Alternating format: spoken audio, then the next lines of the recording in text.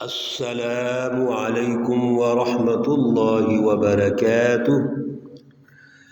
اعوذ باللہ من الشیطان الرجیم، بسم اللہ الرحمن الرحیم۔ وقال اللہ لا تتخذوا إلهين اثنين إنما هو إله واحد فإياي فارهبون وله ما في السماوات والأرض وله الدين واصبا أفغير الله تتقون۔ صدق الله العلي العظيم۔ اللهم صل على سيدنا ومولانا محمد النبي الأمي وعلى آله وأصحابه وبارك وسلم وصل عليه۔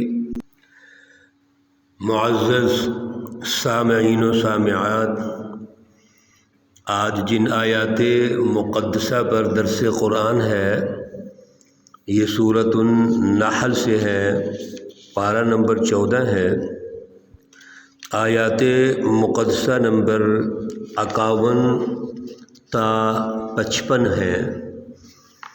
اللہ رب العزت سے التجا ہے، درخواست ہے، اللہ رب العزت ان آیات مقدسہ مطہرہ کا فہم عطا فرمائے، ان کا اعلیٰ شعور اور اعلیٰ نظریہ عطا فرمائے۔ گزشتہ درس میں اللہ رب العزت نے حزب الشیاطین جب اپنی ہٹ درمی پر، ضد پر اور تکبر پر قائم رہتے ہیں اور اللہ رب العزت کے تمام جو دعوت کا پروگرام، سمجھانے کا پروگرام، ڈرانے کا پروگرام اللہ اپنے انبیاء علیہ الصلوۃ والسلام اور سچی جماعتوں کے ذریعے سے جب وہ ایک دعوت اور پیغام کی شکل میں پہنچاتے ہیں، لیکن یہ اپنی اس ضد، ہٹ درمی اور تکبر پر قائم رہتے ہیں، تو اللہ رب العزت ڈھیل دینے کے بعد پھر جب ان کی گرفت کرتے ہیں، ان کو پکڑتے ہیں، تو پھر یہ اللہ کو عاجز نہیں کر سکتے، بلکہ اللہ کا عذاب آتا ہے، اور کہاں سے آتا ہے ان کو پتہ بھی نہیں چلتا، یعنی شعور بھی نہیں ہوتا کہ کہاں سے اللہ کا عذاب آ رہا ہے۔ اور اللہ رب العزت نے اس ساری تنبیہ کے باوجود پھر ارشاد فرمایا کہ غور کیجئے کہ اس روئے زمین پر جو کچھ بھی ہے، آسمان، زمین اور پھر ان کے اندر جو کچھ ہے، سب اللہ کی طرف متوجہ ہیں، اللہ کے سامنے سر بسجود ہیں، اللہ کی رٹ کو وہ تسلیم کرتے ہیں اور کوئی کسی قسم کا تکبر نہیں کرتے۔ فرشتے ہیں وہ اللہ رب العزت کی نافرمانی نہیں کر سکتے۔ تو پھر ان تمام حالات کے بعد انسان اپنی مرضی کرے یا اللہ کے مقابلے میں جھوٹے معبودان باطل کی عبادت کرے اور ان کی رٹ کو اپنے اوپر قائم کر لے، یا سرمایہ دارانہ نظام میں ایک سرمایہ کو خدا بنا کے بیٹھ جائے۔ انسان اپنے دل کے اندر اللہ کو چھوڑ کے جب کسی اور طاقت کو بڑا سمجھ لیتا ہے تو یہی اصل میں شرک ہے۔ وہ سرمایہ کی شکل میں ہو، بتوں کی شکل میں ہو، کسی بزرگ کی شکل میں ہو، اسی طرح کسی طاقتور ہستی کی شکل میں ہو، وہ کسی سرمایہ دار، چودھری، جاگیردار اور بڑی طاقت جو سپر پاورز ہیں ان کی شکل میں ہو، اصل میں یہ سب شرک ہے۔ ہمارے دل میں صرف اللہ کی بڑائی ہونی چاہیے، اللہ ہی بڑے ہیں، باقی سب برابر ہیں، باقی کوئی بڑا نہیں۔ آج بھی اللہ رب العزت ہمیں اسی چیز کو سمجھانے کے لیے رہنمائی ارشاد فرما رہے ہیں، وقال اللہ لا تتخذوا الہین اثنین۔ اللہ رب العزت فرماتے ہیں کہ دو معبود مت پکڑو، دو معبود مت بناؤ۔ کیوں؟ انما هو الہ واحد، یقیناً معبود تو ایک ہی ہے۔ فإیایا فارہبون، پس مجھ ہی سے ڈرو۔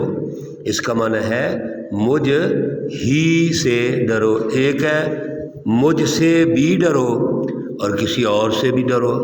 لیکن ایایا فارہبون، یہ گرامر کے اعتبار سے ایایا پہلے آ گیا، آنا بعد میں چاہیے تھا، یہ مفعول ہے اور یہ حصر کا معنی دیتا ہے، جس کا مطلب ہے خالص اللہ سے ڈرنا، اللہ کے علاوہ کسی سے نہیں ڈرنا۔ وَلَهُ مَا فِي السَّمَاوَاتِ وَالْأَرْضِ، اور اسی کے لیے ہے جو کچھ آسمانوں میں ہے اور زمین میں ہے۔ جو معبود حقیقی ہے وہ معبود الہ واحد، ایک ہی معبود ہے۔ اس کے ساتھ دوسرا معبود کیوں بناؤ گے؟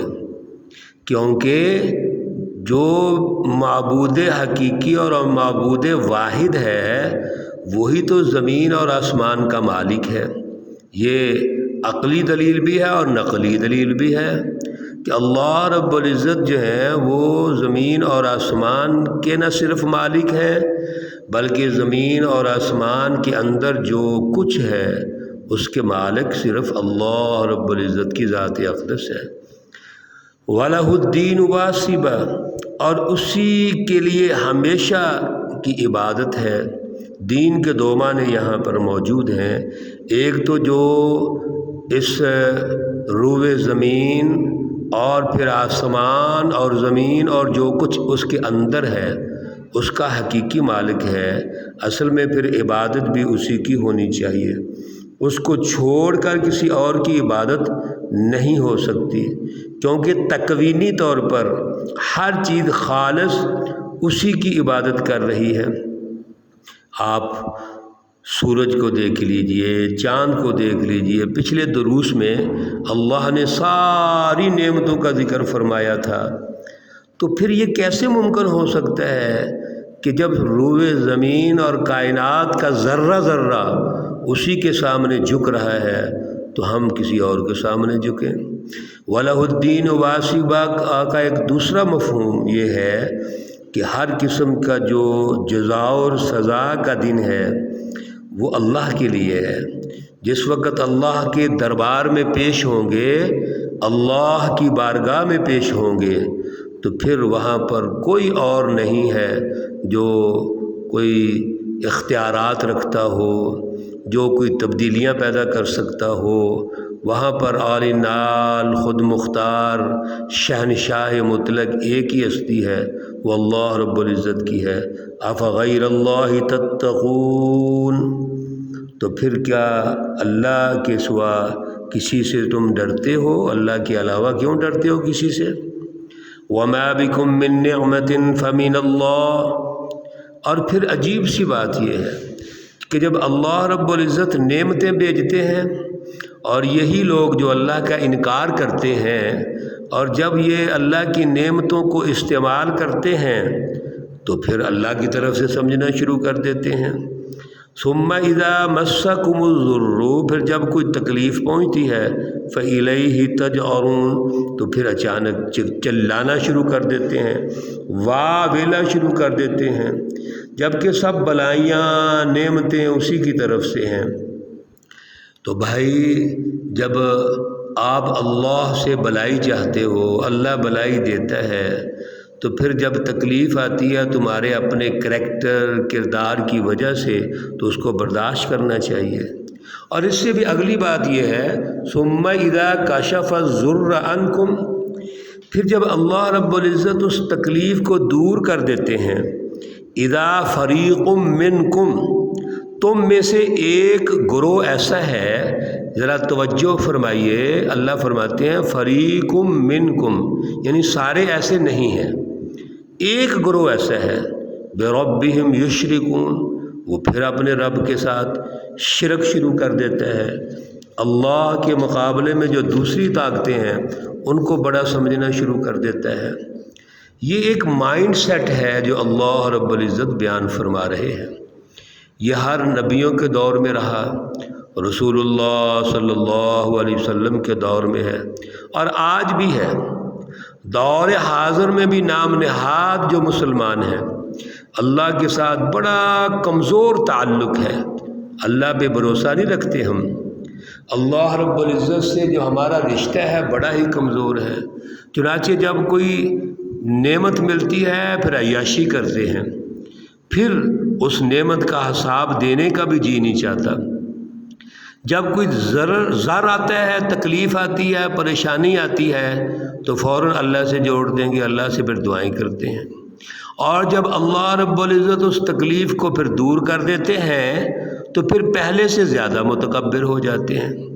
آج اپنا جو معاشرتی طور پر ماحول ہے اس میں کئی لوگوں کا یہ بیانیہ ہے، وہ اللہ رب العزت پر اعتراض کرتے ہیں، اللہ رب العزت کے ذمے چیزیں لگا دیتے ہیں، اپنے کریکٹر کو نہیں دیکھیں گے، اپنے کردار کو نہیں دیکھتے۔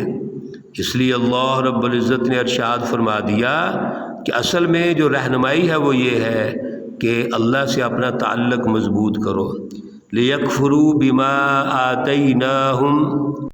مزید ان کا جو رویہ ہے اور مائنڈ سیٹ ہے وہ یہ ہے کہ یہ اللہ رب العزت نے جو دیا ہے اس کا انکار کر دیتے ہیں، یعنی ان کے اقرار یا انکار کے پیچھے اللہ سے تعلق نہیں، اپنا ذاتی مفاد ہے، ذاتی اغراض ہیں، بڑے چھوٹے سے ذہنیت کی بات ہے، یہ چھوٹا سا ان کا مائنڈ ہے۔ اللہ رب العزت کی جو نعمتیں ہیں، جو منعم حقیقی ہے، نہ تو اس کا احساس ہے، نہ یہ شرم آتی ہے کہ اس محسن حقیقی اور منعم حقیقی کا انکار کریں گے تو نتیجہ کیا نکلے گا۔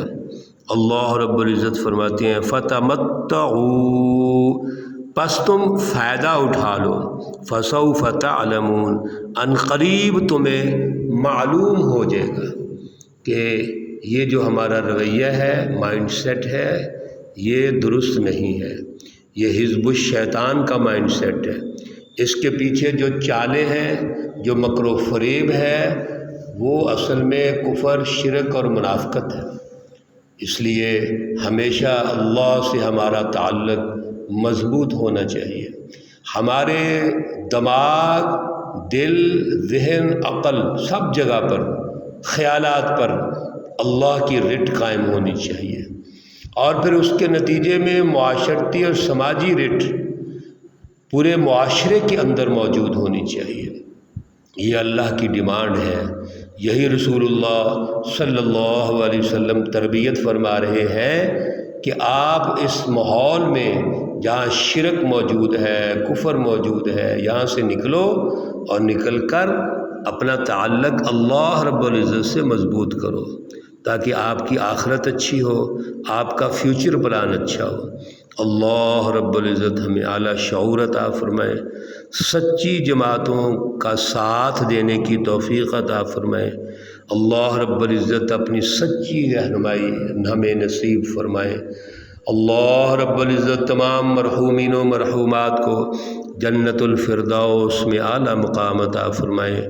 اللہ رب العزت تمام بیماروں کو شفائے کاملہ عاجلہ مستمرہ عطا فرمائے۔ اللہ رب العزت تمام ہمارے بہن بھائیوں کی پریشانیوں کو دور فرمائے۔ ربنا تقبل منا انک انت السمیع العلیم وتب علینا انک انت التواب الرحیم، وصلی اللہ تعالی علی النبی الأمی محمد وعلى آلہ وأصحابہ اجمعین برحمتک یا ارحم الراحمین۔ السلام علیکم ورحمۃ اللہ وبرکاتہ۔